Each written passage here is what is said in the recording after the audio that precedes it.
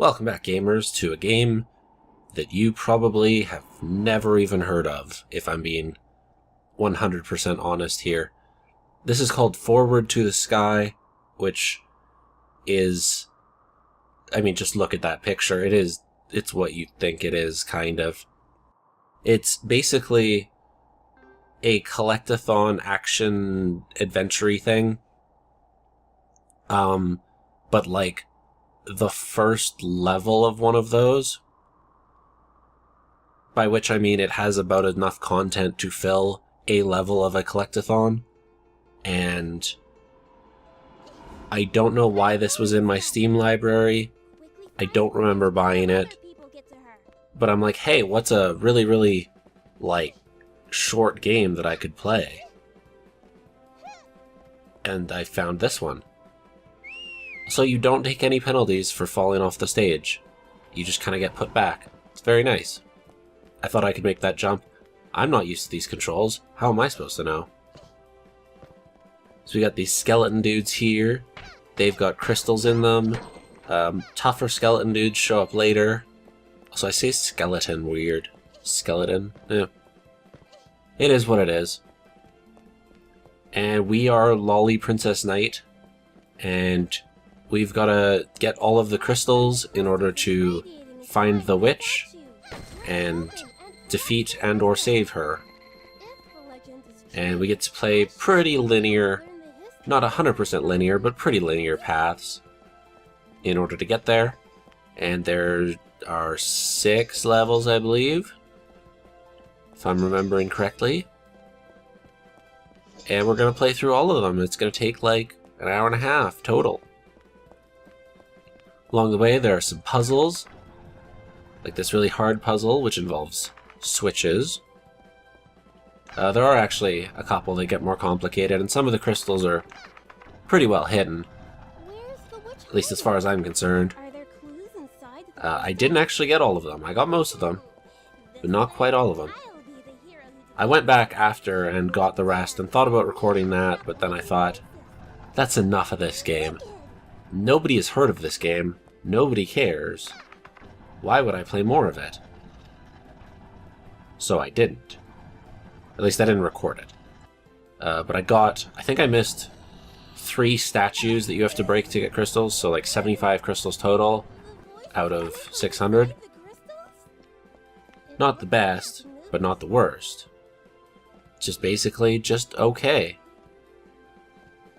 This puzzle is also pretty simple. The physics in this game are not especially great. The movement to push the boxes, you can only push it at like 90-degree angles, and it matters where, like, how the box is angled and how you grab it, and it's very awkward, as you can see there. It's not good. This game is basically like I said, it's like the first stage of a real collectathon. But it's not the worst thing in the world. There are certainly worse games. I can't name any off the top of my head. I know the like popular answer would be to rip on Yooka-Laylee, but I think Yooka-Laylee is actually okay. I don't think it's anything special. Like it's no Banjo-Kazooie, and I do at some point hope to play Banjo-Kazooie on this channel, because I haven't played that since I was like very young. And I feel like that would be fun. No, I can't think of a game that's worse than this off the top of my head. That's not like a cheap cash grab mobile game. I'm sure there are some. So you don't get punished too hard from being hit, typically. Most of the levels, you're not gonna even come close to running out of health unless you like are really bad, like worse than I am bad. And it was also during this playthrough that I learned that the 360 controller that I've been using for PC gaming it's time to replace it. It's getting past the point of no return for this thing. there were a lot of times where I fell off, or I, like, moved too far and got hit by, like, spikes or an enemy or something, that I feel just wasn't my fault.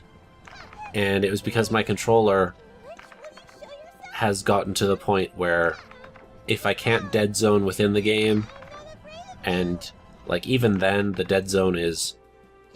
It's getting too big. I'm being forced to move when I don't want to move. And that's a problem. Especially a problem for platformers, it turns out. And this is ostensibly a platformer. So you'll see a few times where, like, I keep moving even though it looks like, wow, you should really stop moving.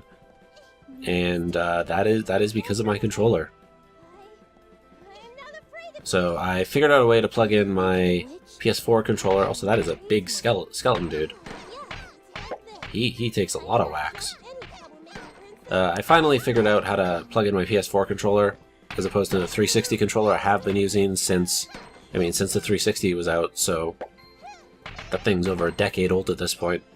It kind of makes sense that it's getting up there in terms of not being the most usable thing in the world. But such is life, I guess.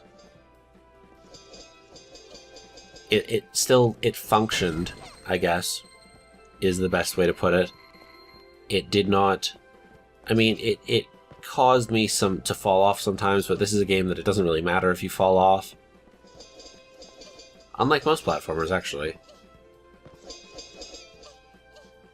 Like, I'm pretty sure that bonk was not my fault. It might have been. It's entirely possible. Some of them are my fault. I'm just not that good at these. But I also think that it wasn't all on me.